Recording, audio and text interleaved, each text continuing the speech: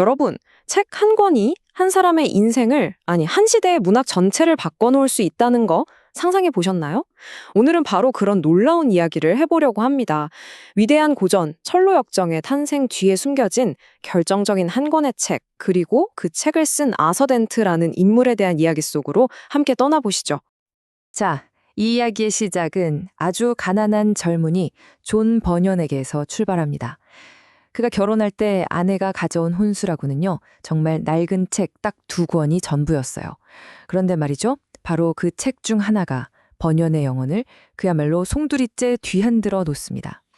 그리고 이 책과의 씨름 끝에 기독교 역사상 가장 위대한 작품 중 하나인 철로역정이 탄생하게 되는 거죠. 존 버년을 그렇게 변화시킨 책, 그 책이 바로 오늘 우리가 살펴볼 아서 덴트의 평범한 사람의 천국 가는 길입니다.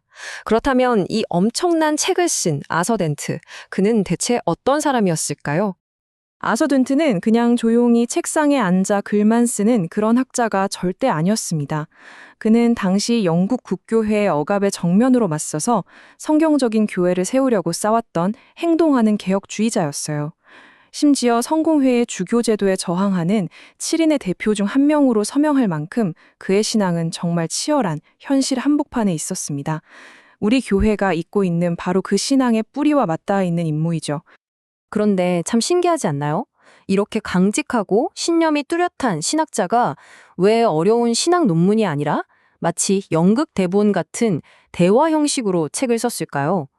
이 파격적인 선택에는요, 정말 뜨거운 그의 목회자로서의 마음이 담겨 있습니다. 그 이유는 간단합니다. 그는 똑똑한 학자들을 위해서 이 책을 쓴 게 아니었거든요. 그의 마음은 늘 그를 잘 모르는 시골의 농부들, 평범한 성도들을 향해 있었어요. 그래서 이 깊고 중요한 구원의 진리를 어떻게 하면 가장 쉽게 전할 수 있을까 고민하다가 바로 대화라는 형식을 떠올린 겁니다. 딱딱한 신학을 살아 숨쉬는 드라마로 만들어버린 거죠. 그 당시로서는 정말 혁명적인 시도였습니다. 자, 그럼 이제 우리도 타임머신을 타고 400여 년 전으로 돌아가 볼까요? 영국의 어느 커다란 참나무 아래에서 4명의 남자가 나누는 진지한 대화에 한번 귀를 기울여 보겠습니다. 이 드라마의 등장인물들을 소개해 드릴게요. 여기에 4사람이 있습니다. 먼저 지혜로운 스승 역할을 하는 신학자 테오로구스, 그리고 진리를 정말 사랑하고 진지하게 질문하는 필라가투스, 또 한 명은 교회는 다니는데 진리는 잘 모르는 바로 아스네투스라는 무지한 사람이고요. 마지막으로 복음을 계속 비웃고 반박하는 냉수주의자 안틸레곤이 있습니다. 이 4사람은요, 그냥 옛날 이야기 속 인물들이 아니에요. 오늘날 우리 주변에서 어쩌면 바로 우리 자신의 내면에서도 발견할 수 있는 그런 모습들입니다. 이 4명의 대화, 이 드라마의 진짜 주인공은 바로 무지한 사람 아수네투스입니다. 어쩌면 오늘날 교회에 앉아있는 수많은 사람들의 모습을 대변하는 인물이기도 한데요. 그의 영혼이 어떻게 충격 속에서 깨어나는지 그 과정을 한번 생생하게 따라가 보겠습니다. 대화는 아수네투스의 아주 자신만만한 주장으로 시작돼요. 저는 꽤 선하게 살아왔다고 생각합니다. 살인이나 간음 같은 그런 큰 죄는 저지른 적이 없거든요. 이렇게 말이죠. 하지만 신학자 테오로구스는 아주 단호하게 십계명이라는 거울을 그의 얼굴 앞에 딱 비춥니다. 선생님, 하나님의 법은 겉으로 드러난 행동만 보지 않습니다. 마음의 중심을 보시죠. 마음으로 형제를 미워했다면 당신은 이미 살인한 것입니다. 음욕을 품고 누군가를 봤다면 이미 간음한 것입니다. 자신이 꽤 괜찮은 사람이라고 믿었던 아수네투스는 이 말을 듣고 엄청난 충격과 공포에 빠집니다. 난생 처음으로 율법이라는 거울 앞에서 자기 영혼의 진짜 모습을 본 거예요. 얼마나 비참하고 죄로 가득한 상태인지를 깨달은 거죠. 바로 이 고백이 그의 영혼이 깨어나는 결정적인 전환점이 됩니다. 하지만 이 이야기는 절망으로 끝나지 않습니다. 이게 바로 복음의 위대함이죠. 자신의 죄 때문에 깊은 절망에 빠진 아수네투스에게 신학자 테오로구스는 유일한 희망의 길을 보여줍니다.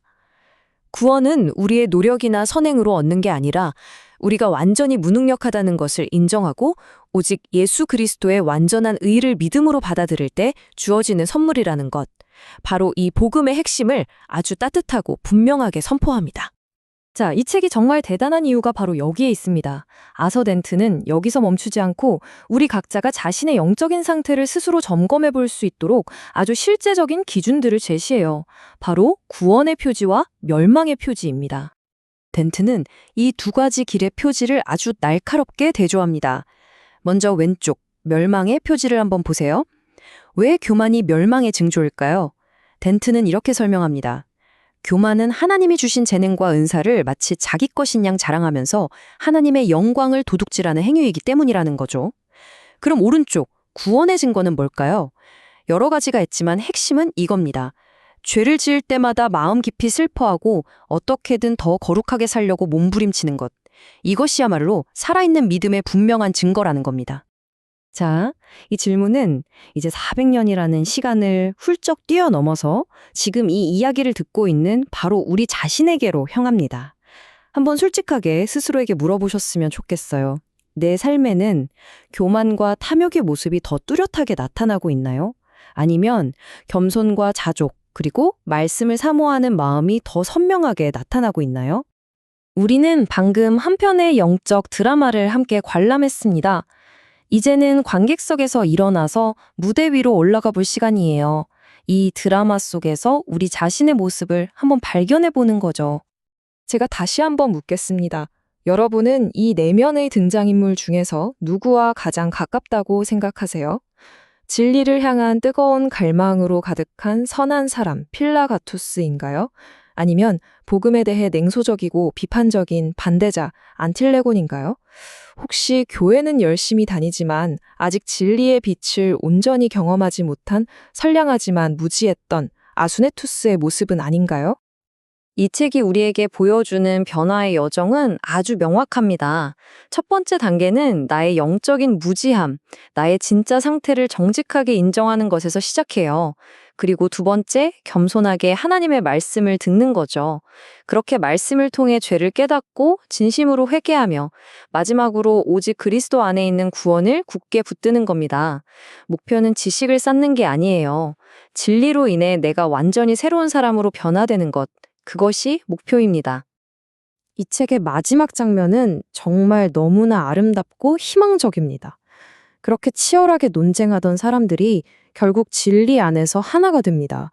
그리고는 함께 저녁 식사를 하러 걸어가면서 앞으로 천국을 향한 이 길을 함께 걸어가자고 다짐하며 끝이 나요. 이게 바로 신앙생활의 본질 아닐까요? 혼자 가는 길이 아니라 함께 걸어가는 동행 말입니다. 오늘 우리가 함께 나눈 이 고전의 지혜가 그저 옛날 이야기로 그치는 것이 아니라 오늘을 살아가는 우리 모두의 신앙 여정에 든든한 안내서가 되기를 바랍니다. 그리고 우리가 돌아가야 할 영원한 본향을 늘 기억하게 하는 그런 기쁨의 이정표가 되기를 진심으로 축복합니다. 오늘의 이야기는 여기까지입니다. 다음 주 정담은 클래식에서도 시대를 초월하는 지혜를 담은 또 다른 귀한 이야기로 여러분을 다시 찾아뵙겠습니다. 감사합니다.